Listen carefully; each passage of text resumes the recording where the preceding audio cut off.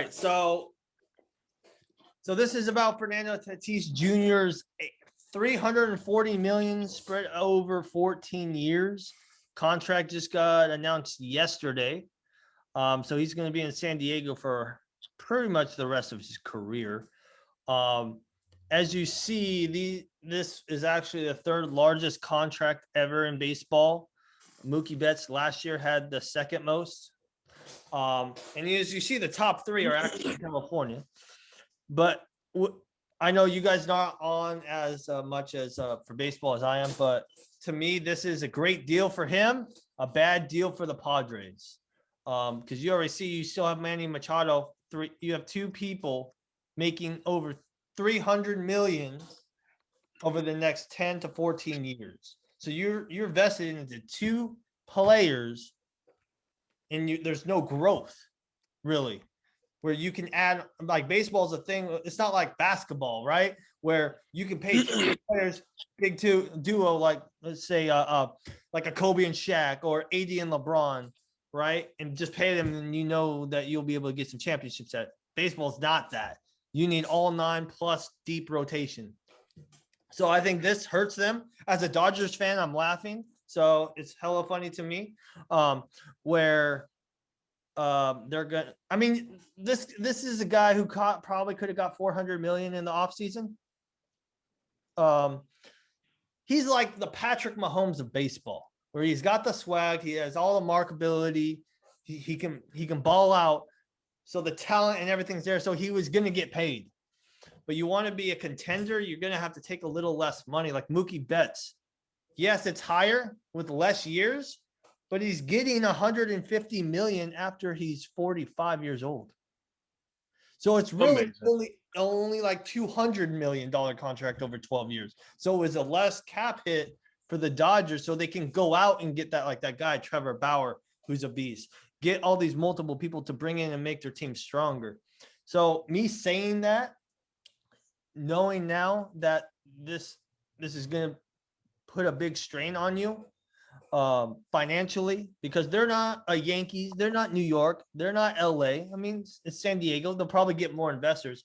But what's your thoughts on one, having the third biggest contract, and two, investing into two players of $300 million?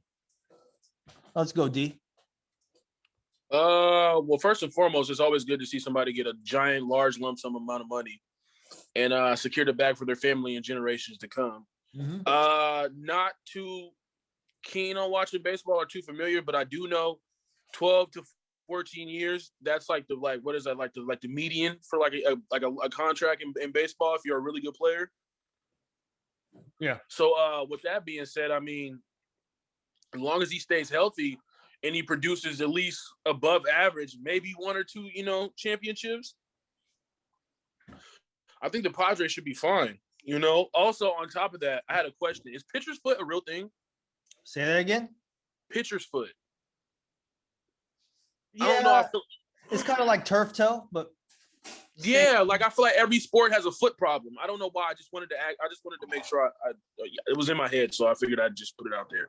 But looking back at the list and seeing all these guys, like there's no contract under $200 million on here. Not one. Like the Manny dude is like under 300, like right at 300, and his contract's 10 years. So like when they like, I understand why they say, was it baseball the highest paid sport? Yeah, because there's no cap. Like there's no cap, and it's all guaranteed money.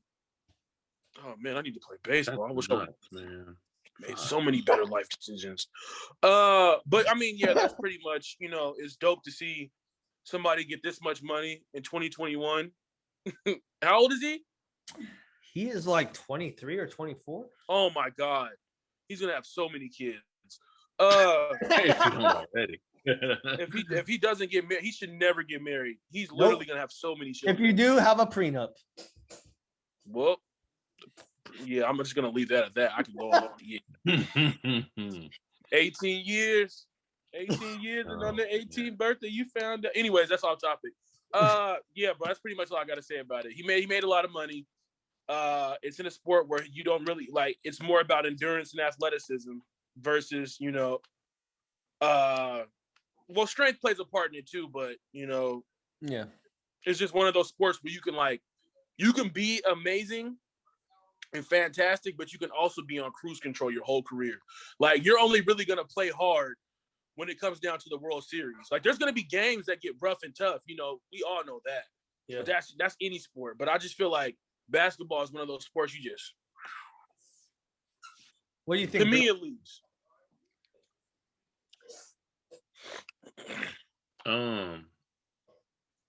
Does Washington and Houston have anybody that they paid even remotely as high as either one of these two players? No. Well, one of them, what's his name, just signed a big contract for he was a cheater, first of all. Say that. I forgot his name. Is it Strauss? Springer. He used to play for Houston. He just signed with the Blue Jays. Did he win with Houston? Yeah, because they cheated and beat my Dodgers. Literally, they used technology to cheat. And then last year, at the beginning of spring training, before COVID pretty much went, every team in baseball was throwing at the Houston Astros heads. And then COVID happened, so it stopped that. So I'm sure it's going to start happening. They're going to start doing it again. Because, you don't use technology to cheat to win games. And it was only at home. They were playing Grand Theft Auto. Absolutely. But what do you think about not just the contract, but how it for the team to add necessary pitchers? What's their farm system like? It's okay. It's not the best. So that's the thing. Well, they're gonna be digging in them now after $740 million over the span of what? 24 years? No, over 14 years. I said 740 between those two players. 640, but it's 640. Where did I get 7? Why did I add an extra 100 million? Yeah, 640. You want that million? No, it's over 640 million over 14 years. Because each player, Machado has. You talking about Pat Mahomes? No. These two dudes. So Manny Machado has 10 years, 300 million. Tatis Jr. has 340 million over 14 years. So you're paying. Let's forget the other 4 years. You're going to be paying probably around 260 or just say 240 plus 300, 540 million over the next 10 years for 2 players. That's a lot. They're digging in their farm system. Yeah. They're going to have to. Yeah. Like they just got Snell and who are both aces, pitchers. One's from the Chicago Cubs, the other was with Tampa Bay. And they both traded for them. So they're in win now mode. But Snell and you are both free agents in next season. So 1-year rentals. Exactly.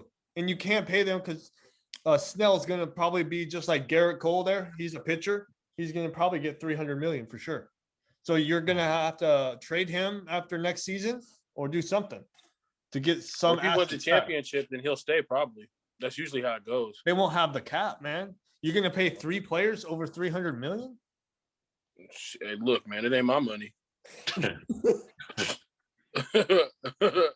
just saying it's not doable. They don't have that money like the Yankees. Yeah, financially speaking, I get what you're saying. So that's why I'm saying. But definitely the NL West is going to be tight because you got the Padres and then the Dodgers. It's going to be one of those two coming out of the NL. And the Dodgers are coming out. They're ridiculously loaded. They have 5 all-star pitchers. 3 of them have 1 MVP. And that's cool, man. Shoot. So they're the Nets of baseball? Think of the Warriors. Okay. Because they work better as a team. Right? So, but yeah, man, we're gonna this is just crazy to me. Like they're in win now mode, but let's see what happens. If it doesn't work in the next couple of years, you can look at them probably trading Manny Machado. Because he's getting up there in age. But look how the contracts are. 19, 20, 21, 19. Not Stanton's, but 20. They're all going to get bigger because of extra TV deals. Maybe that's why they think they can do this, because there's just like basketball and football, they're going to have some TV deals, extra TV deals coming out. So maybe that's why they're trying to leverage that and do it earlier, you know? Mm-hmm. But man, that's crazy. All right, y'all.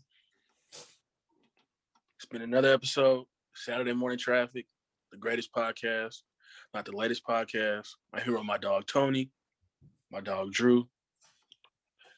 Make sure y'all like, comment, share, subscribe, unsubscribe, dislike, you know what I'm saying? Drop some hate in the comments. We let our haters be our motivators. You feel what I'm saying? I really hope y'all enjoyed this episode. You know what I'm saying? Now we got intro music, you know what I'm saying? We fancying it up. We bougie now. You know what I'm saying? Yeah, just tune in, man. Everything we dropping is nothing but heat, man. We only getting bigger and better. So, you know, stay tuned. Keep your eyes on the prize. Peace.